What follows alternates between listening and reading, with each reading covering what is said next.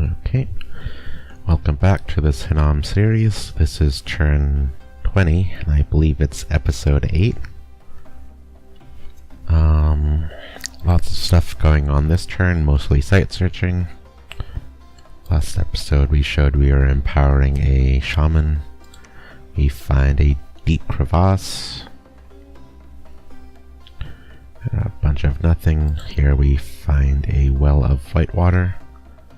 Believe that's a water gem, and I don't think I just said deep crevasse. I think that's a 1 earth gem. That's it for gem sites. We have 3 events. Excuse me. -2 Dominion, some unrest. I think that's it for that event. This one, +3 Dominion. Awesome. Up here, a hurricane attacked a province. It's, I think that's a natural event. Or it's possible there is a ritual that might have done that. I'm not sure, I'd have to check the inspector. If it is a ritual, Baratos could have cast it. But I don't really see the reason why he'd cast it, so... down here, we catch Satis, and he has Indies attacking him. That's in that farm province, so... This is a nice event for Satis. And by nice, I mean absolutely terrifying. Has a bunch of troglodytes, barbarians. Troglodytes are size 4 tramplers. And he has a priest defending.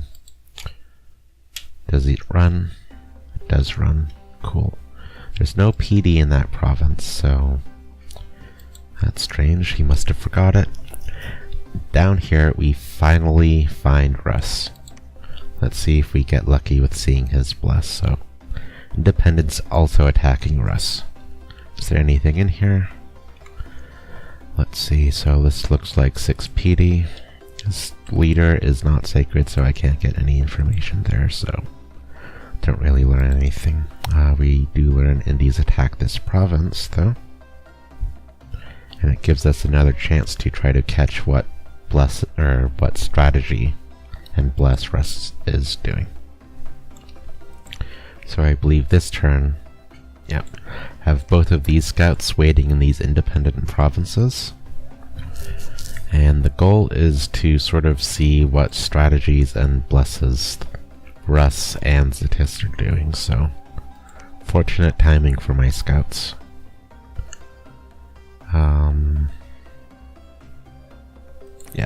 Still don't really see any evidence of forts being constructed by Russ with these temples, so pretty strange.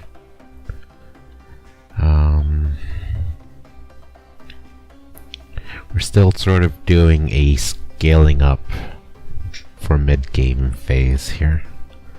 A whole lot of site searching, a lot of infrastructure building, some preaching on the edges of the Empire, fort construction. Not sure how much I want to show. First hammer's done. With it we are doing our first Frostbrand. So that'll go nice for a Melqart. Over in my capital, I think, we're swapping to Melqart production. Doing more Dwarven Hammers.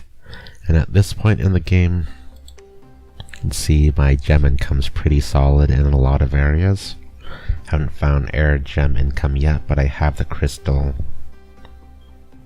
mages that have air 1, so eventually I should find some sites. As well as finding some water sites, so... so more Dwarven Hammers. I think I'm up to 1 right now. Won't go. Don't really need to look there, but so we're doing our first Revenant, and after this Revenant I'll probably do a skull staff.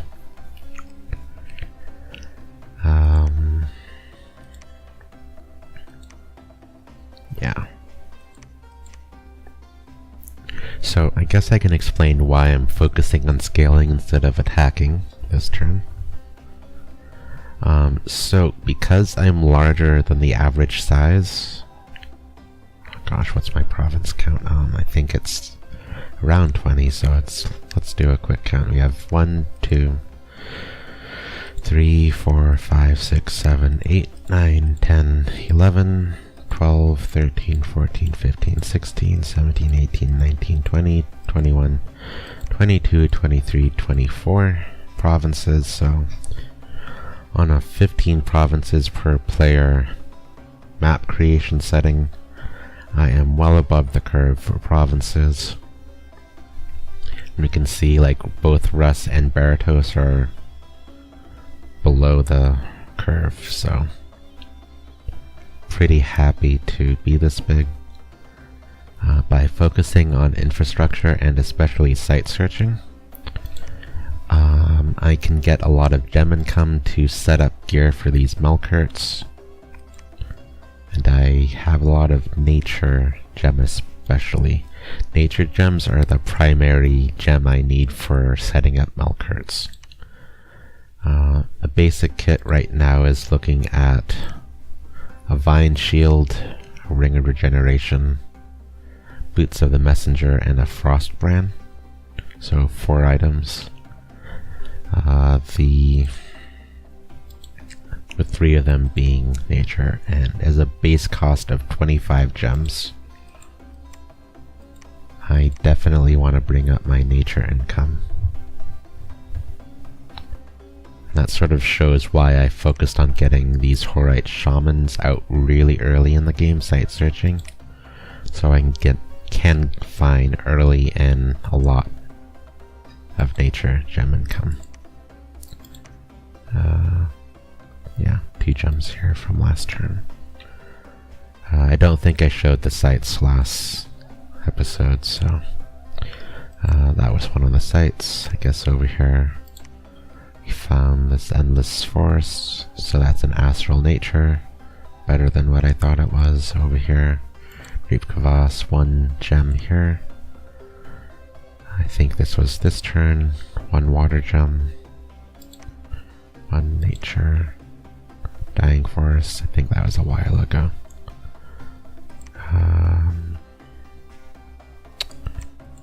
Showed researching, showed I'm doing revenants. Anything else? I'm doing some site searching with this Melqart. Using him gets blood and holy searched as well, which my Amis and indie priests can't really do right now, so it is worthwhile to search with Melqarts a little bit. The other thing I could be doing is blood hunting.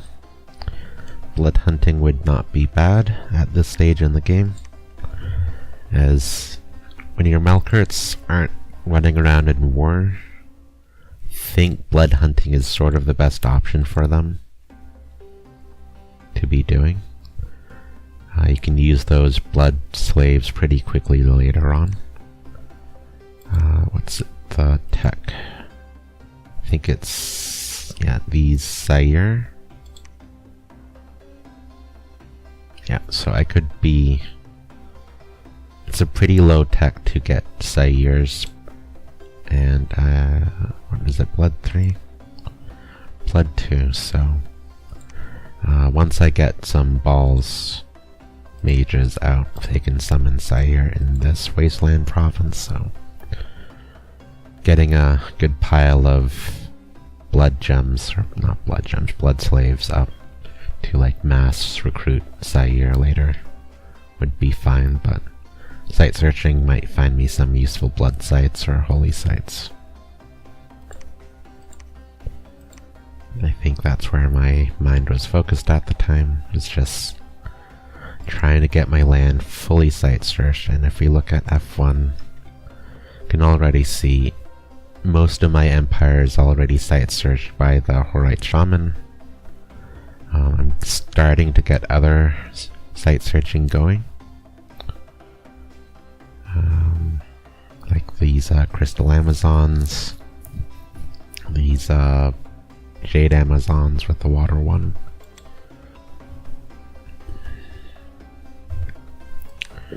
Research wise, got my enchantment 3, which would have been, which lets me get the revenants. Alright, so let's quit rambling, get to the next turn, turn 21.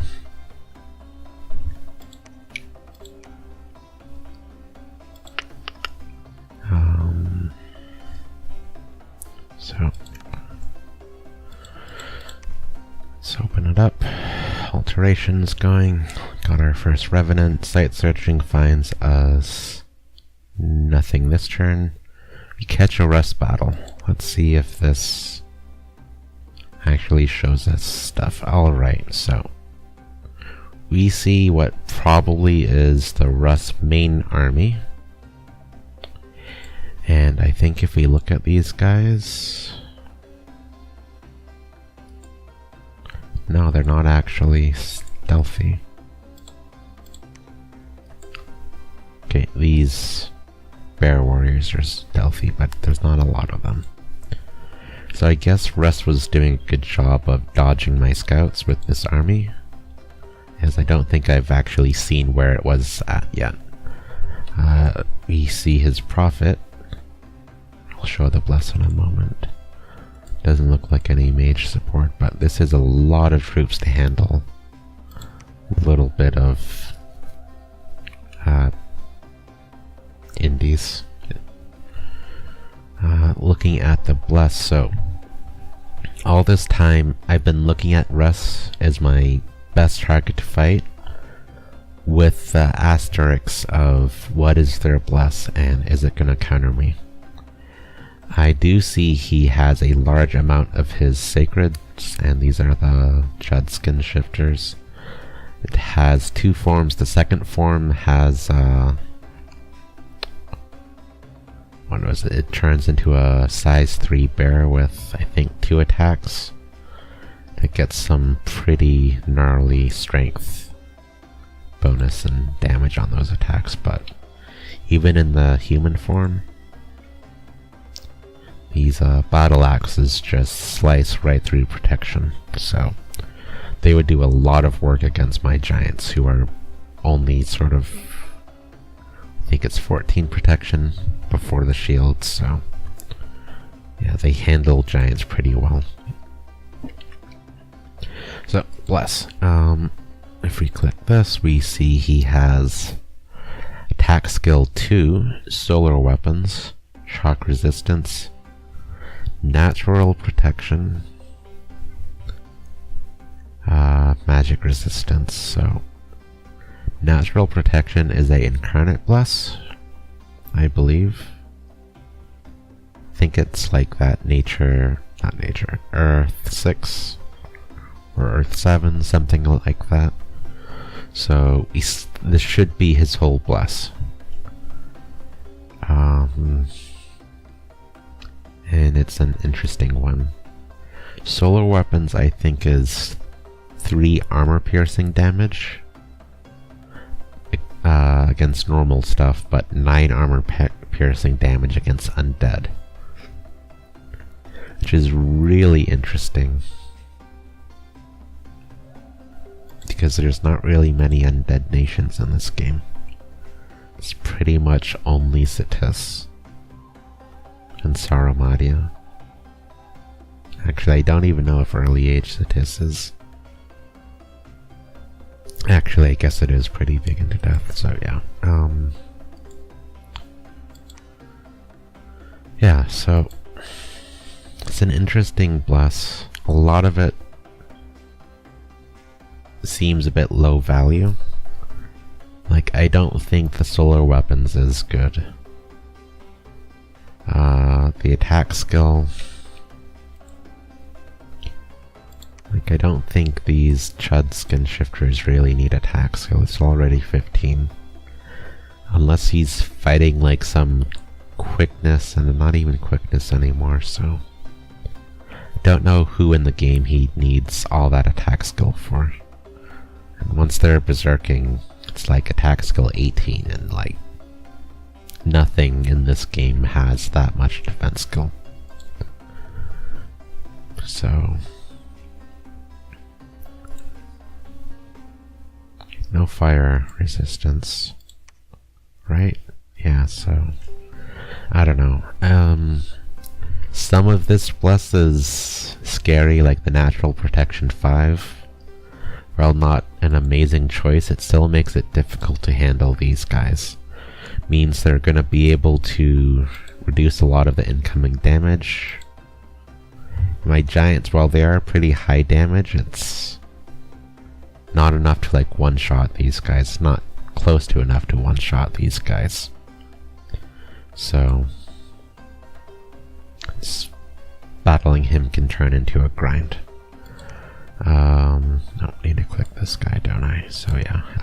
Solar weapons, I don't think that does anything against me.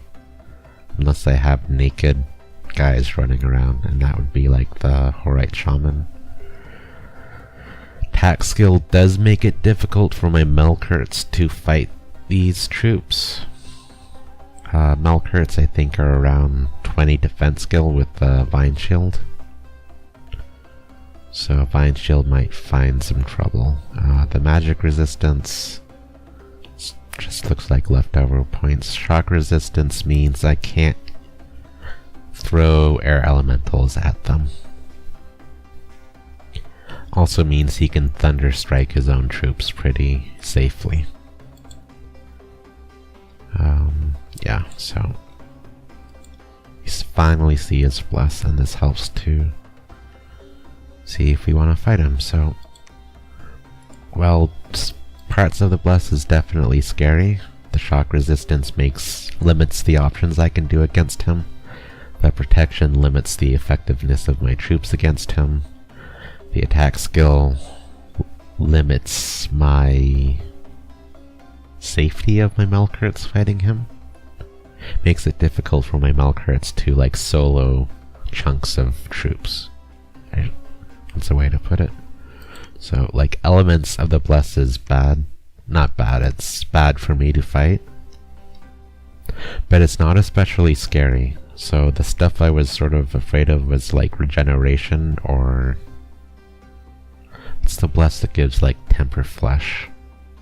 It's Earth one, I don't recall the name, but that would have been scarier than this natural protection, I would think. I think again I'll say this was before the patch that nerfed some of the bless options, like the nature, or not the nature, the Earth stuff. I don't know if this protection was one of the nerfed spells. But yeah. See that? Let's, I guess, finally watch it. So,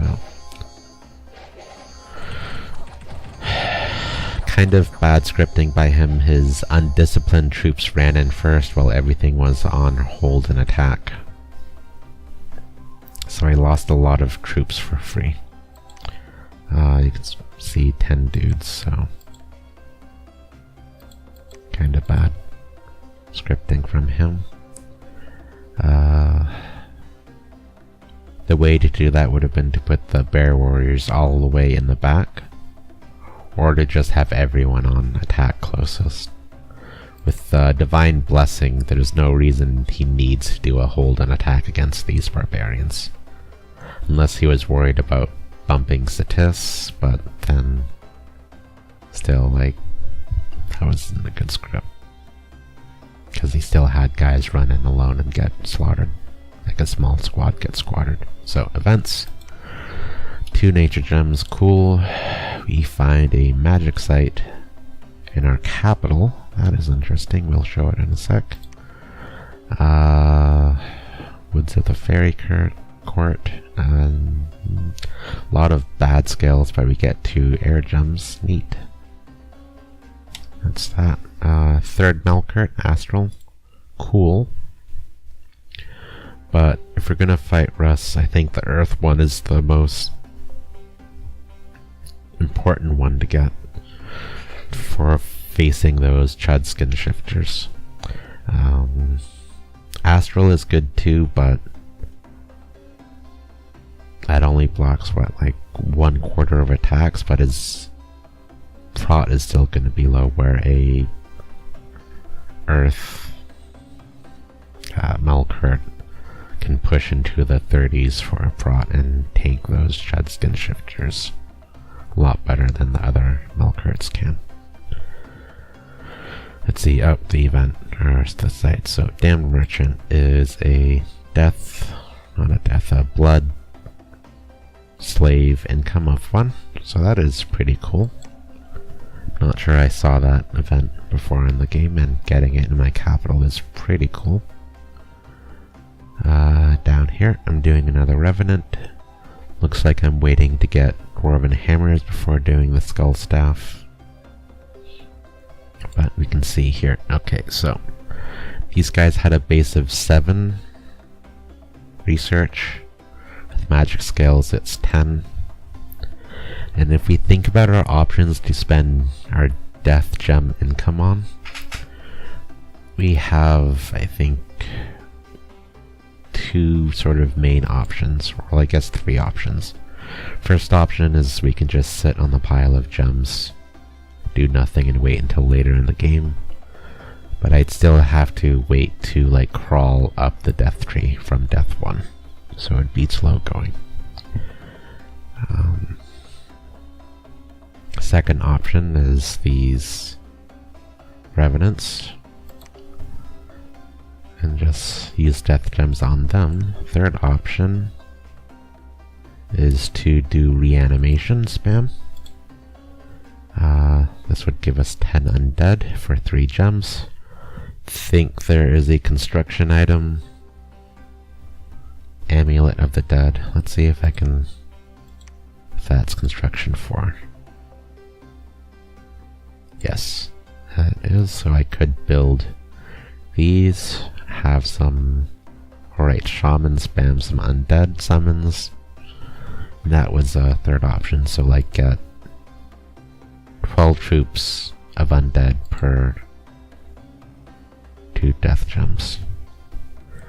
But considering the playstyle I am doing in the current strategy of scaling up, getting Revenants up is the best way to continue scaling. I do not seem to be under threat of being attacked. Well, Baratos does have troops recruiting. It's archers, and I really don't fear Baratos.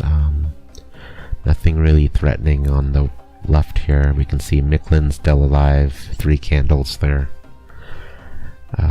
which is the same he had last turn. We're moving the prophet to the capital, not sure why. More crafting, what's that, 2? I think we're up to 2 hammers now, so doing a ring of water breathing and another fine shield, and I think I had to alchemize a couple of water gems to get this ring. So right now my thinking is to take these lakes with Melqarts to just expand a little bit more. I'd expect Melqarts to handle these independents pretty easily. Let's see. Yeah, so blood hunting with this dude, not site searching. So I am finding a little bit of, well, not this turn, but next turn I should expect to find blood slaves, and these Melqarts act as blood 6 with this blood searcher boost. So they're extremely strong blood hunters, even doing it solo. Yeah, just another turn, a lot of macroing up. Expanding that death access, getting more hammers. I want a lot of hammers for this game. I have the death gem, or not the earth gem income to support a lot of hammers. And the way to look at hammers is that by getting hammers, you're making other gem types more. You're saving on other gem incomes. So, say I get 5 hammers, and like each turn, for the sake of argument, let's say I'm building owl quills. Owl quills normally cost 5 gems, but if I had 5 air mages doing quills with hammers, instead of 25 gems, it would be, I think, 19 gems. That sounds right. So, saving a lot of gems per turn for the course of the game.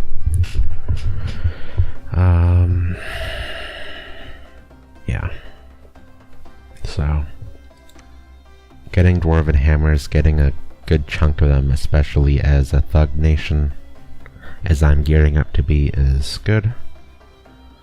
I think we're still working up alteration, yes. I think like 2 or 3 turns ago we were at 100 research. This turn we're at 200. So, actually let's show the scales. Yeah, so you can see forts are really starting to come in line. Gold income, you can see we sort of plateaued, but we need to fill in our land with our dominion, so it'll still grow a bit. Our gem income is climbing rapidly. I sort of would expect to be the #1 gem income right now in the game. Research is pretty slow at the start, but still shows it's slow. I think at this point is when forts are really starting to come online. Dominion, steady growth. I think here we see this is like when I claimed that throne. Started building temples. Army size is extremely small. Like there's no inflection. I think I'm saying that wrong. There's no like curve up of troops, so it's showing that I'm not focusing on troops even though I have the forts to allow it. Yeah, so I think we have 2 fully upgraded forts, and other forts are still finishing up. This one still has a turn to go up. Alright, so this is turn 21. To turn 22 we go.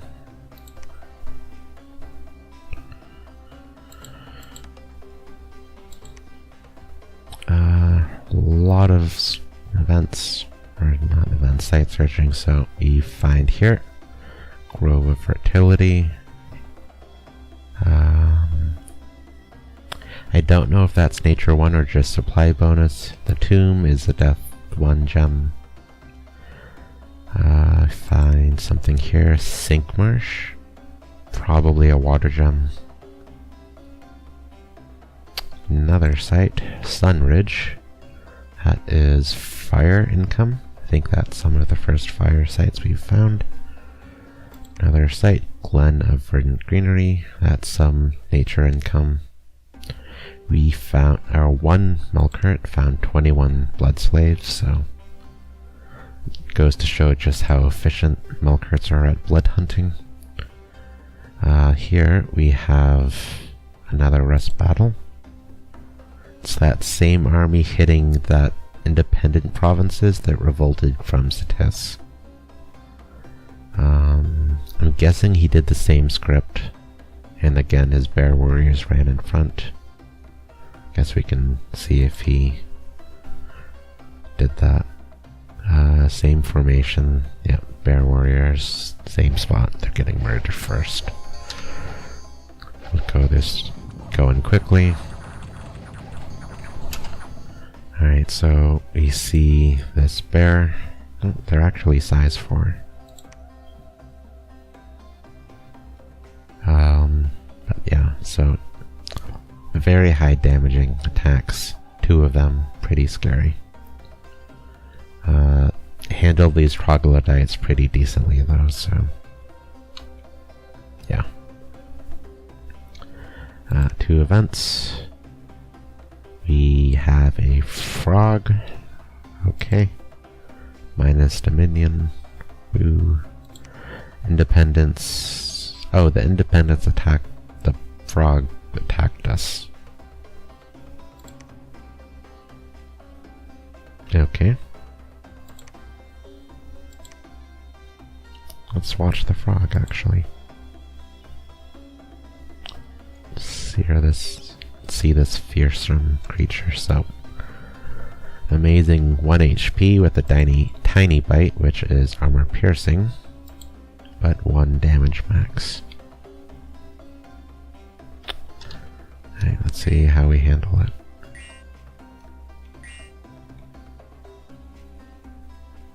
Oh, did it just run away?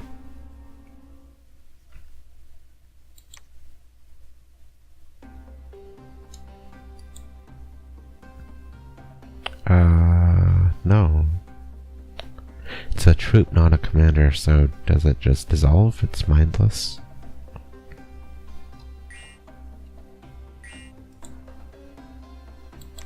Yeah, I guess it just dissolves. It's mindless, no commander. Okay then. Interesting event. We find a Barito scout.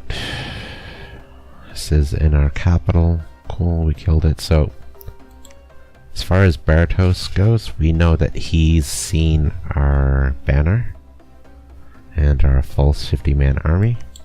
So, that feels good to see.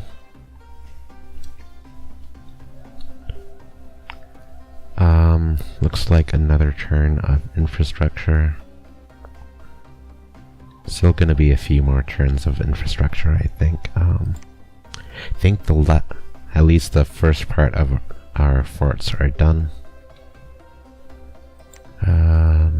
Yeah, so you can see candle income is starting to push out, especially around this throne. Up here it's pushing out into our land. Still a few edge spots to push it, like over here.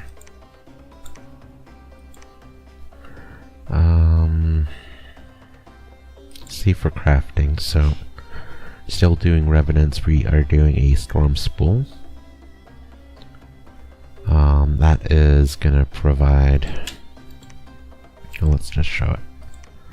This provides 15 shock resistance, and it gives us a shock body effect.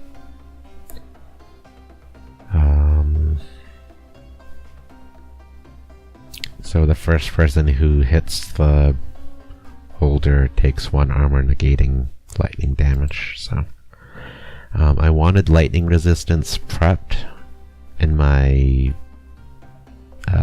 treasury, and if we just sort of compare this is 5 gems, this is 5 gems. They both do 15 shock resistance, but this one has other stuff it does, so it's pretty much a no-brainer to build this instead of that. This has more uses.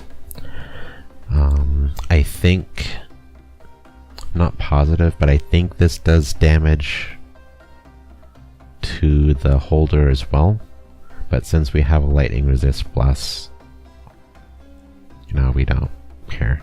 It's also only 1 damage if it does hit the holder as well. I'm not quite sure on the charged body effect, but I think it also hits the mage who has the effect as well as the attacker. Yeah, so just prepping gear. You can see, we cannot see, I believe we are sending, where's the gear at? Alright, here we go. So, Shark Eater over here. This was the Astral Melqart we got last turn. Is pretty kitted up, and he has our water breathing ring. And he is off to take this lake. Let's show the script. He is doing Blessing, Personal Luck, and Astral Shield. Astral Shield, I would say, is one of the two primary buffs for a Astral Thug. Other being Body Ethereal, but we don't have the tech yet. It's that Alteration 4 here. Yeah. Oh, actually, what are we researching next? So we're doing Evocation next. Not sure why Evocation 5. Okay, so I guess it gets us Earthquake, Stellar Cascades, Gastral Geyser, Falling Skies. We cannot cast Storm. We have no way of getting a mage up, air mage up to cast that. So I'm probably just thinking about Evocation at the moment, but I might change it later. Other option could be to like go Wooden Warriors at Alteration 5, so I know at this point in the game I am thinking about what tech would be best to fight Russ. And, you know, this sort of Doom army he has running about. And yeah, so doing some practicing on my own to sort of figure that out, but I think it's a few turns from now until I decide on what I think is the best options.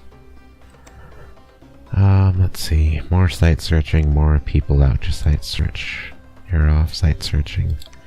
We're finally moving this army stack out of this throne, I think, now that we finished the fort.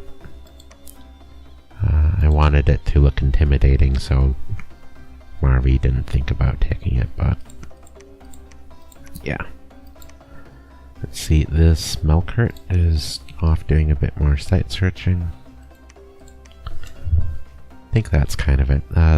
Did a lot of rambling this episode for I think 3 turns. So I'll end it here. Thanks for watching. See you next time.